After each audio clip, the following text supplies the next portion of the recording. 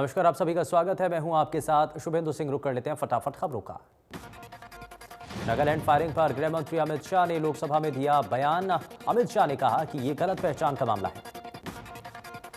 अमित शाह ने कहा कि सेना ने संदिग्ध समझकर फायरिंग की थी। वाहन में 8 लोग सवार थे और फायरिंग में 6 लोग मारे गए थे।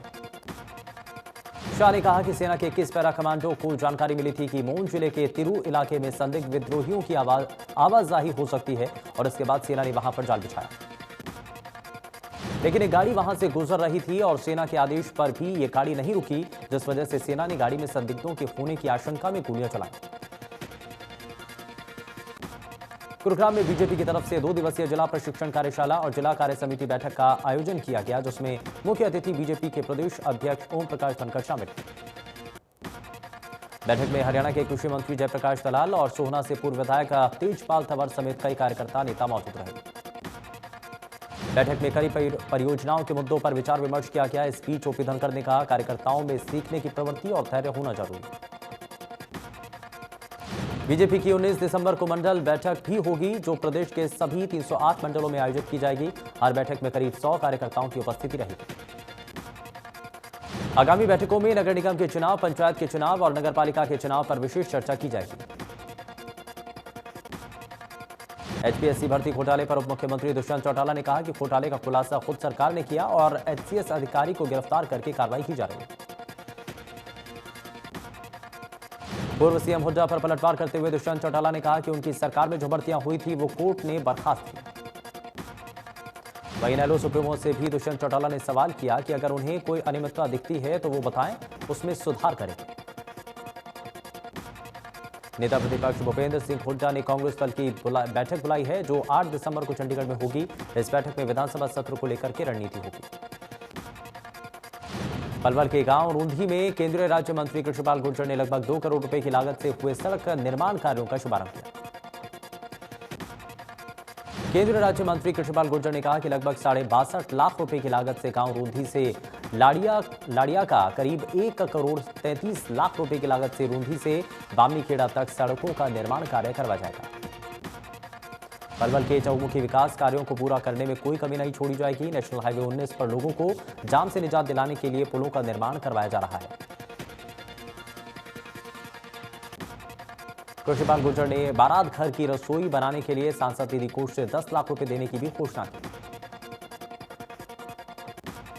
बल्लभगढ़ के सीकरी गांव में फरीदाबाद प्रशासन द्वारा पौधारोपण कार्यक्रम का आयोजन हुआ, जिसमें परिवहन और खनन मंत्री पंडित मूलचंद शर्मा ने पौधारोपण किया। बाबा साहेब अंबेडकर की पुण्यतिथि के शुभ अवसर पर परिवहन मंत्री मूलचंद शर्मा ने बाबा साहेब की प्रतिमा पर पुष्प अर्पित किए।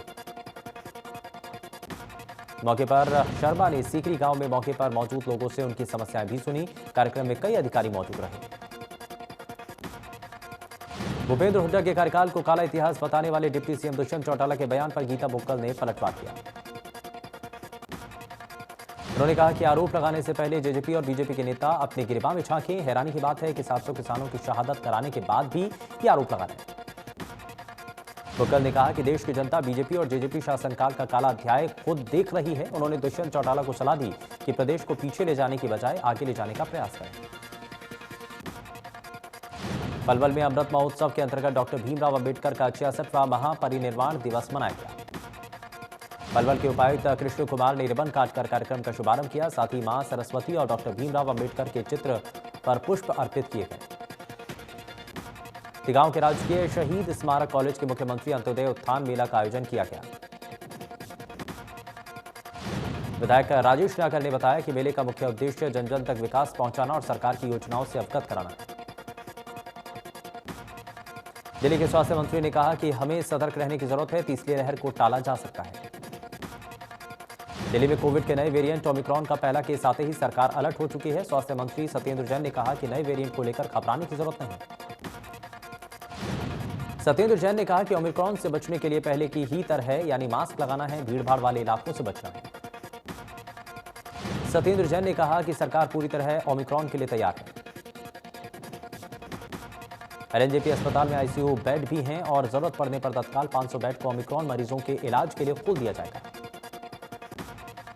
दिल्ली में कोरोना के 63 नए मामले सामने आए, जिसके बाद संक्रमण दर बढ़कर 0.11% हो गई है।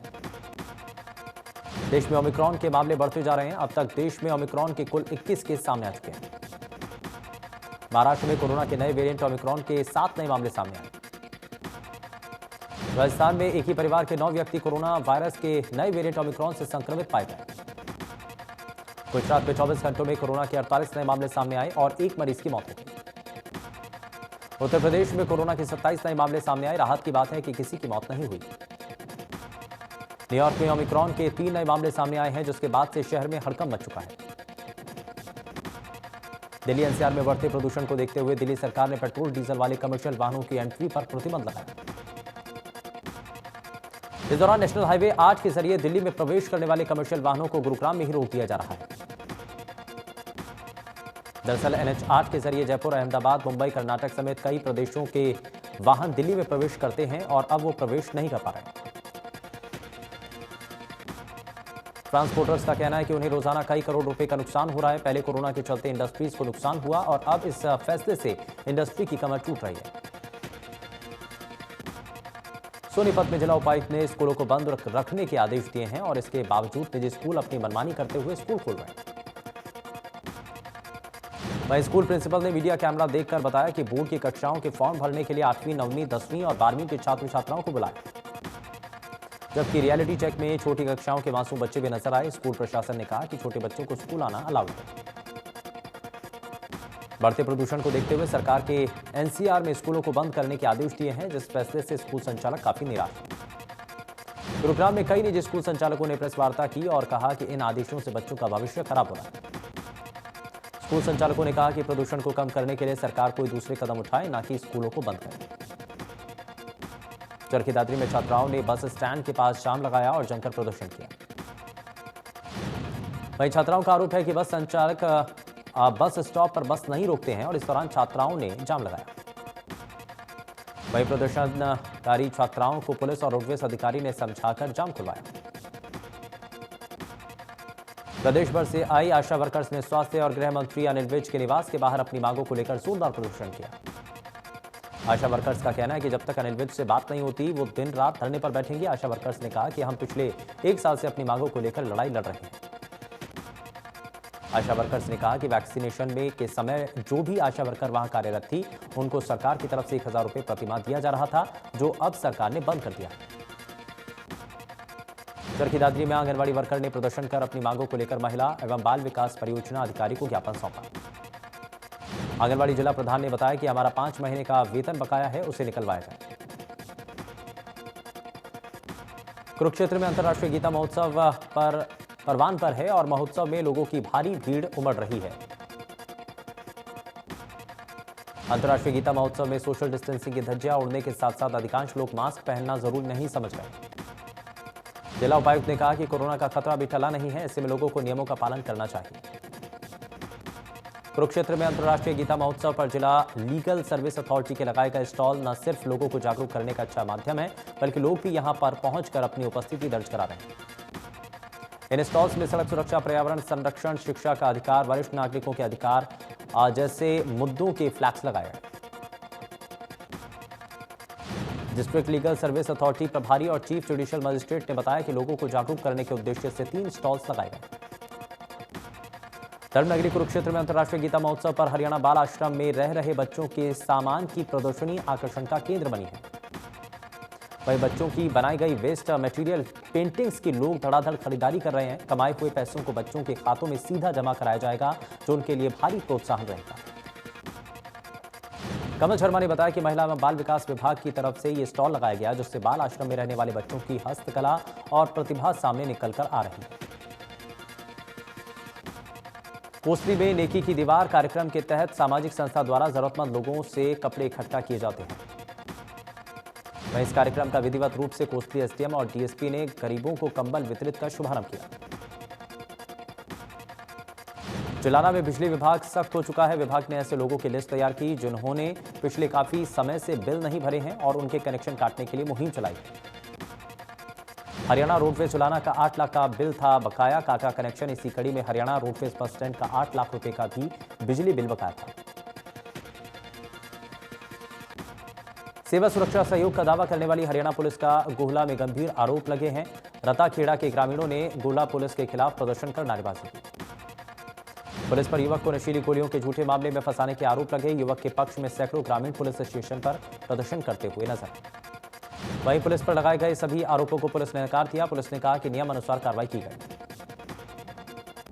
जगाधरी के मुसिम्बल गांव में 2 दिवसीय मेले का आयोजन किया गया, जिसमें साधौरा एमएलए रेणुबाला और डीएसपी प्रमोद विशेष अतिथि शिरकत की। वहीं मेले में दंगल आकर्षण का केंद्र बना, जिसमें अलग अलग राज्यों से आए पहलवानों ने अपना दमखम दिखाया। चरखी दादरी के कान्हड़ा गांव में किसान धर्मेंद्र ने पीएम मोदी से प्रेरणा पाकर रेतीली जमीन में ऑर्गेनिक खाद का इस्तेमाल कर अंजीर, बादाम, अखरोट, रामफल, फुलनामी की खेती की थी, जो आज फल दे रही है। दादरी जिले के कान्हड़ा गांव राजस्थान की सीमा के नजदीक लगता है। यहां रेतीली जमीन और इस क्षेत्र को डार्क जोन घोषित किया है, लेकिन किसान धर्मेंद्र की लगन से आज इस धरती पर सेब, अंजीर, बादाम, अखरोट के फल लगे हुए। सोना के बिजली बोर्ड के सामने हार्डवेयर की दुकान पर बीती रात अज्ञात चोरों ने दुकान से लाखों रुपए के सामान पर हाथ साफ कर दिया।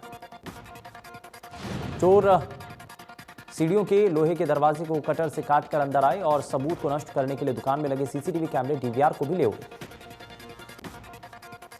पानीपत के सेक्टर 25 में खेतों में पेड़ से लटका एक युवक का शव बरामद हुआ, जिसको पुलिस ने कब्जे में लेकर पोस्टमार्टम के लिए भेज दिया है।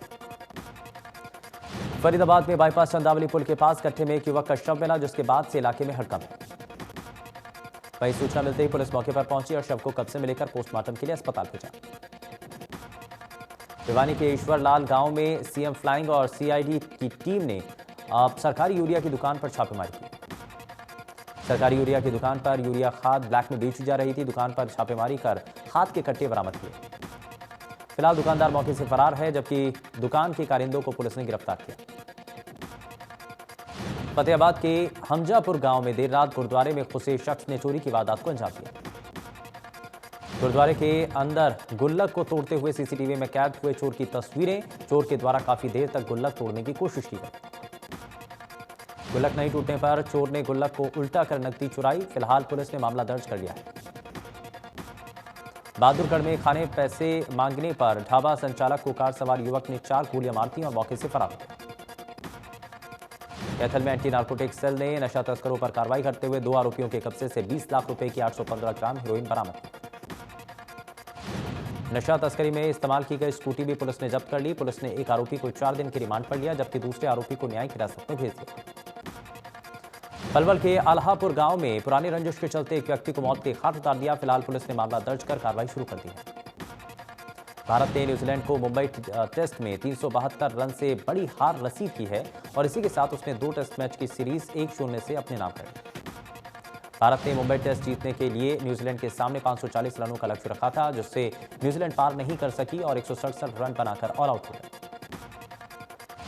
हिमाचल प्रदेश में पलचान, सोलांगला और जलोड़ी दर्रा में सर्दी का पहला हिमपात हुआ। इससे पहले रविवार शाम राजधानी शिमला में बारिश और प्रसिद्ध पर्यटन स्थल कुफरी और नारकंडा में सीजन की पहली बर्फबारी हुई। वहीं बर्फबारी से शिमला, कुफरी और नारकंडा में सैलानियों की आमद में भारी इजाफा होने की उम्मीद है। मनाली और चंबा में झमाझम बारिश हुई है। ताजा बर्फबारी की वजह से एचआरटीसी केलांग डिपो ने कुल्लू और मनाली के लिए केलांग और उदयपुर से चलने वाली बसों को बंद कर दिया। जम्मू कश्मीर के गुलमर्ग में भारी बर्फबारी हो रही है, जिससे सैलानियों के चेहरे भी खिल उठे हैं। गुलमर्ग की सुंदर वादियां बर्फ की सफेद चादर से ढक गई हैं। भारी बर्फबारी से यहां का पारा माइनस में पहुंच चुका है।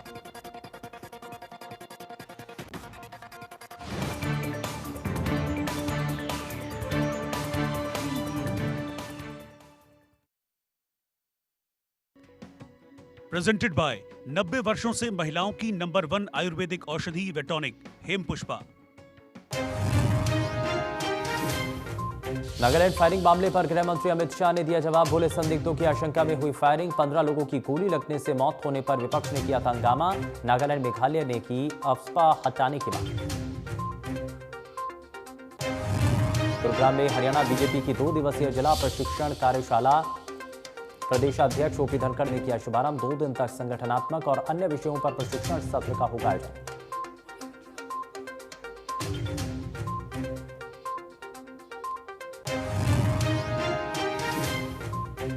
विधानसभा के शीतकालीन सत्र की तैयारियों में जुटी कांग्रेस नेता प्रतिपक्ष भूपेंद्र सिंह हुड्डा ने बुलाई कांग्रेस विधायक दल की बैठक। 8 दिसंबर को चंडीगढ़ में सरकार को घेरने की बनाई जाएगी रणनीति।